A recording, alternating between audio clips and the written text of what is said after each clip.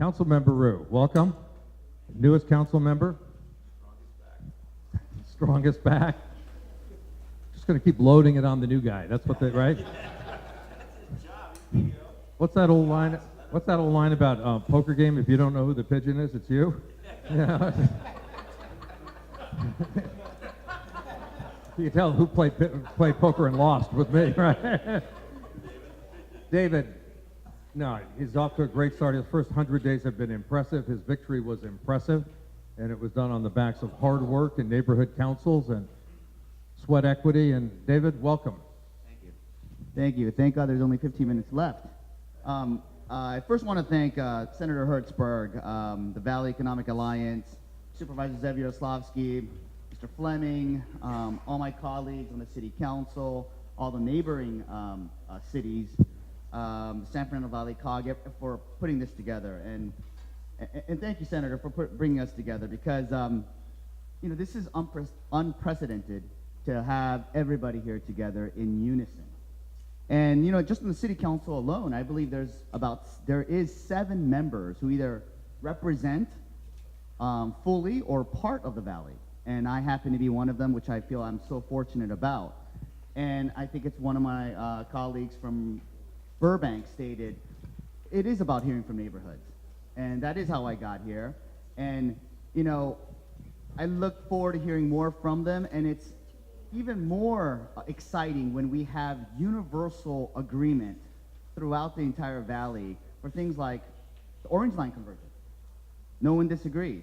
And to your comment, Mr. Wilson, on equity, I fully agree with you. R2, that's our battleground. And seeing just I know I was late, but seeing just the boards around, it is unfair when there are only 2 stations in the Valley and only 5 miles out of 300 miles of track. Something needs to be done. And I could assure you, and just as my community members have told me, I will not be supporting R2 unless the Valley gets its fair share. And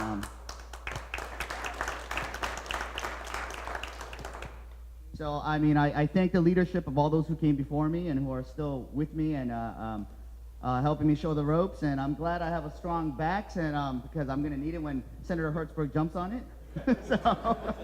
But I'm happy or at least to be here. hugs it strongly. Yeah. So thank you. Don't give Koretz a mic again. 2 hours later, I want to answer your question, which is the website for PRT. I've got it. I'll take care of the websites, Paul. I got 2 websites to take care of. I got it. Okay, good enough. Let's get neighborhood councils. Neighborhood councils. There were a number of folks who wanted quick. Bob, while you're getting identified, walk to neighborhood council. One of the things on the Orange Line that can be done quicker than the $1.5 billion it'll take to convert it is the grade separations. That's right. And that's one of those things that can be done relatively quickly and in transportation world relatively inexpensively. It'll make a huge difference because you'll separate the cars and the buses so they won't keep hitting each other. But also, more important, you'll speed up the commute times, which will restore, ridership. And then you add the 90-foot buses, it's a home run. You got that innovation guy? Get the numbers on that. Report in the morning, 8 o'clock. Okay, quickly, let's just to get everybody's voice on the board, if you will, and inventory this stuff. And as we come back, we'll listen and prioritize. But the purpose here was to take the entire Valley. I'm going to come to Calabasas in a minute, but quickly just tell us your thoughts, any ideas you've got of what we should be doing to improve Valley transportation. I'm Scott Silverstein. I'm the chair of the Woodland Hills Warner Center Neighborhood Council. We spent 8 years drafting a specific plan in Warner Center, Woodland Hills. The purpose of the plan was something that I haven't heard here, and that was, right now everybody's commuting. Well, our plan was to stop the commute, as to bring the businesses and the residents to the same area, so they could walk to their job and walk home instead of commuting. We have now, as Councilman Blumenfeld said, we have allotted for 19,000 new residences and 14 million square feet of commercial space within 1,000 acres. Now that's going to stop the commuting. It's not going to add to the commuting. So good planning and transportation, they're not mutually exclusive. They need to go together, and I haven't heard anybody from this table say anything about it. Thank you. Table. We got SB 375. We got a lot of climate change money. We're going to have stormwater runoff money. We got water bond money. I think the point is that is exactly the point. Now, so that you made it. We got to integrate those. Bob, the point is it's got to be coordinated and planned appropriately. Hi, I'm Rosemary Jenkins, Chair of the Northeast Valley. I'm Rosemary Jenkins, the Chair of the Northeast Valley Green Alliance. I write for LA Progressive, and I'm involved with the Van Nuys Neighborhood Council and a number of other organizations. But my profession is a teacher, and during my many years of teaching, I had the opportunity to travel and study in a number of places around the world. And most recently, I was in Costa Rica studying, and the transportation was fabulous. Every 5 minutes, there was a bus. Now, it wasn't these big, long buses, but the fact is the transit corridors moved quickly. They had smaller buses, but they were there every 5 minutes, and the buses were full, and if you missed that bus because it was too full, you only had a 5-minute wait. It is ridiculous. I have new insights now as a teacher why some of my students would arrive late. They said, well, they were on the bus, and I would think, well, make sure you get there on time, but the buses are not getting there on time. But I do think that we need an alternative possibly to the triple buses and have more bus transportation that's dependable more often. Thank you. Thanks very much. Hold on. Dennis Washburn, the first mayor of the city of Calabasas, way back in the Wayback Machine. 1991, would you believe it? I want to give a shout out to Bob Hertzberg and Richard Katz and Ken Phillips for putting this together today. But it should be a regular institution. I have suggestion on how that might actually happen. And that would be using Zeb's idea. Zeb he hit the nail right on the thumb when he talked about putting that compass point at that center of a geographic area and looking out 7 miles like in Paris or in London. If we did the same thing on Van Nuys Boulevard between the headquarters of the Valley Economic Alliance and the San Fernando Valley Government Center, and we looked 7 miles around that locus, then we could say that we'll probably never be a city in the San Fernando Valley, but we can be a special district. And I think a special district for mobility in the San Fernando Valley would be a way to create something that is almost transcendent to all the politics necessary to get something done. And I would say that everybody here has a hand in that, and there's only a couple of barriers to actually creating a special district. That's what we have you for. Thank you. I want to call on Francine Ocean. I'll get you, who is the chair of the Transportation Committee at VICA, who's been doing transportation stuff forever, and ran against me for assembly 20 years ago. Losing was See my tap card? It's a senior card. Hey, Which, Bob, by the Bob, way, and her losing was the best thing that happened to both of you. this is true. In fact, you should be taking care of me better. Do get your tap card. It's 62 years old. It's like 35 cents. You can go from the Valley to Long Beach. I don't know how much better it gets than that. Thank you all today. I want to thank the senator, and I want to thank Richard Katz and David Fleming. Valley on Track, we are absolutely committed at VICA to our 3 projects. We have so many of you that have signed on, neighborhood councils, homeowner groups, elected officials. If there's anyone in this room who has not signed on to Valley on Track, please come see Sarah Mitchell when we're done.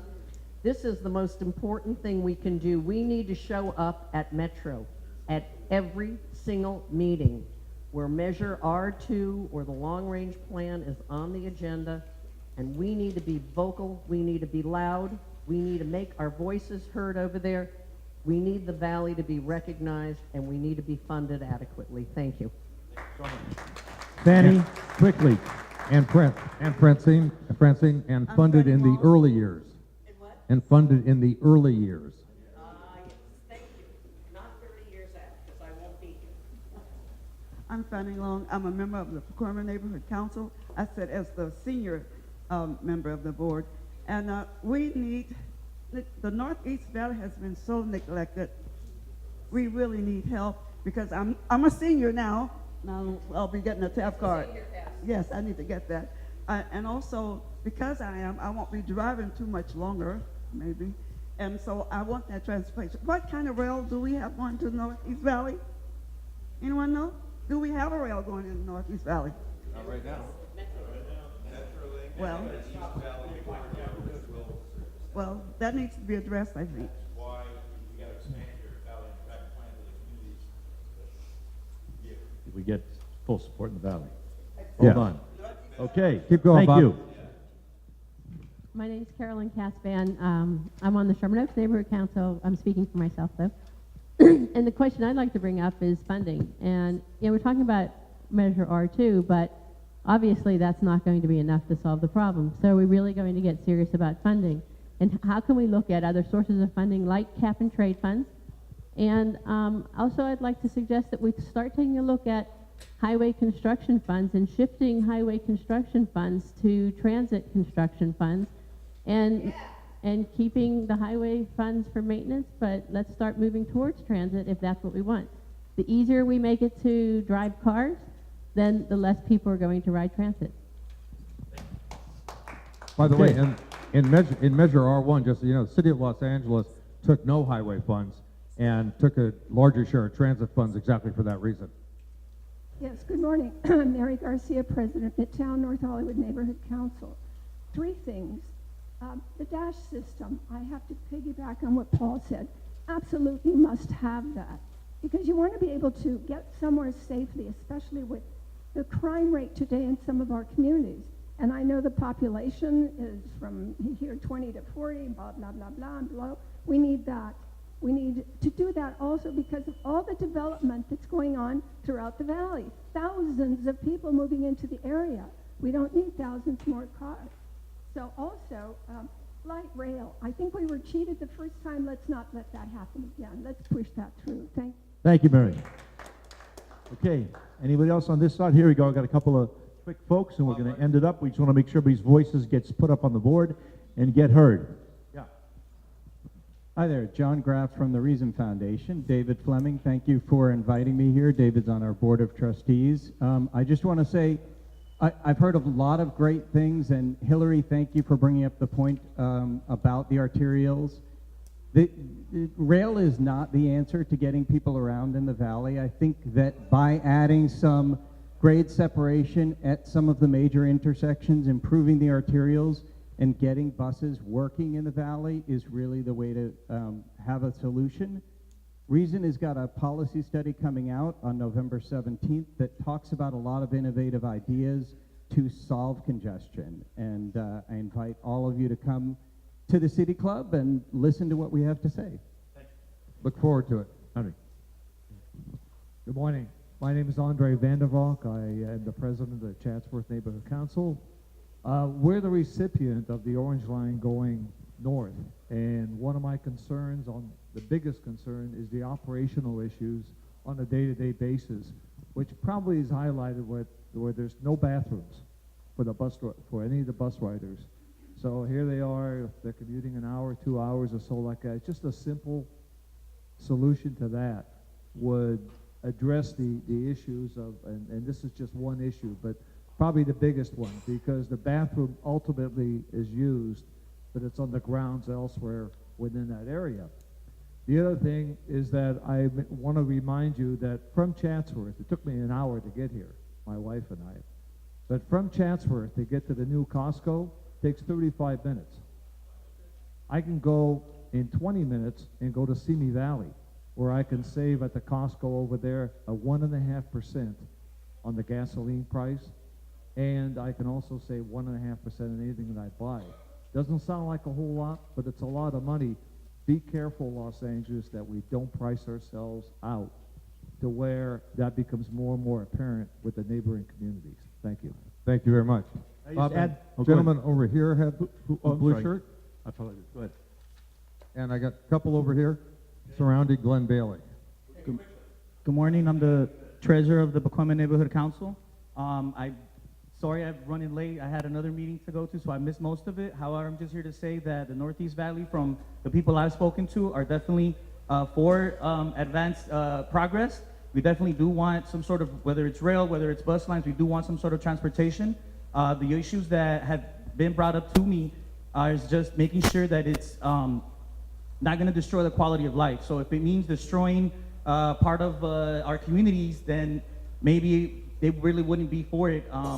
And just real quickly, looking back at history, the valley did have rail systems in the past. Any boulevard you see where there are palm trees, more than likely there was rail in the past. I obviously don't have enough gray hairs to know that. I wasn't alive when it was there, but I'm sure we can do some sort of, whether it's rail or bus or some sort of special transportation down those major boulevards. I think would definitely help improve access to the Northeast Valley and vice versa to the west of the valley.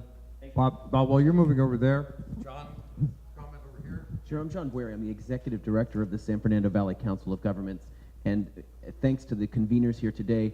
But as we look at wrapping the meeting and moving forward, one of the things I want to put everybody in everybody's mind is that the COG is here to coordinate between the multiple cities you see around the table. We are here not to replace their individual policies for neighborhoods or their own jurisdictions, but to coordinate as we move forward and look at the long term. What's before us in potential planning for transportation for this region really comes down to coordination and looking 1, 2, 3, 4 decades. Even though we might be requesting funding in the first decade, plans are being made for the next 40 years. And in 40 years from now, some of us will be still sitting in this room talking about future of transportation. You. Some of us will be. But the COG is undergoing... Those high school kids over there. But the COG is currently undergoing a process that fits into both Metro's long-range transportation plan that one component includes about a potential ballot initiative.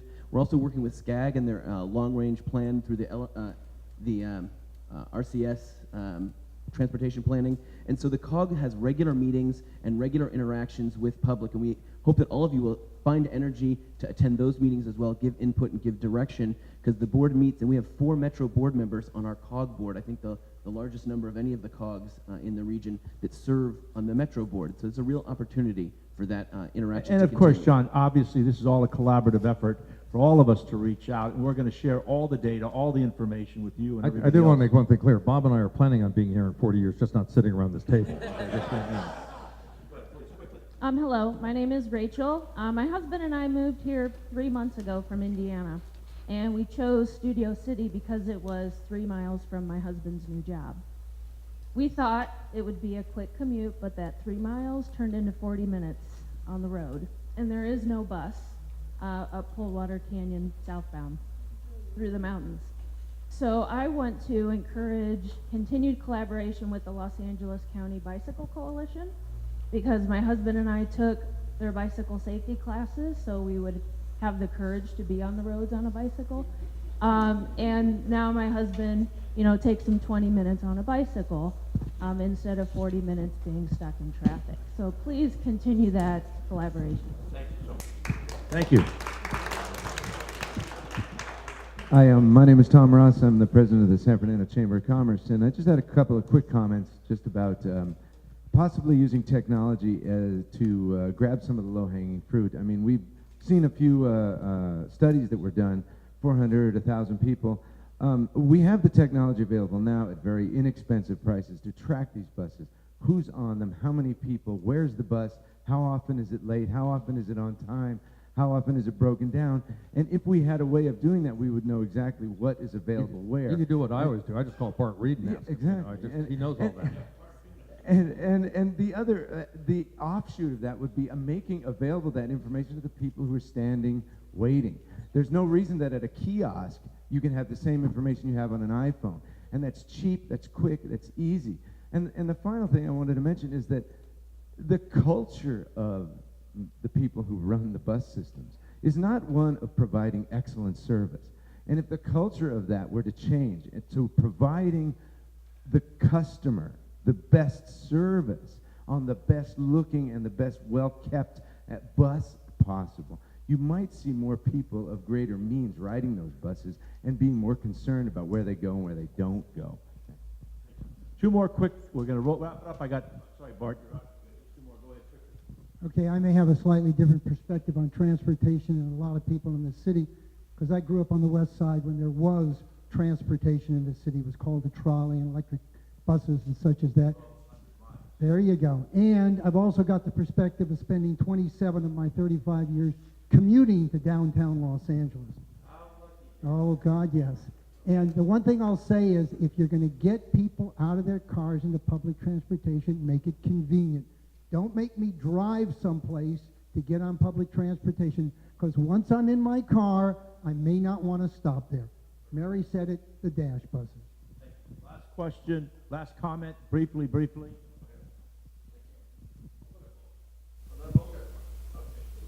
Hi, I live in Chatsworth. The Orange Line is a concern for me.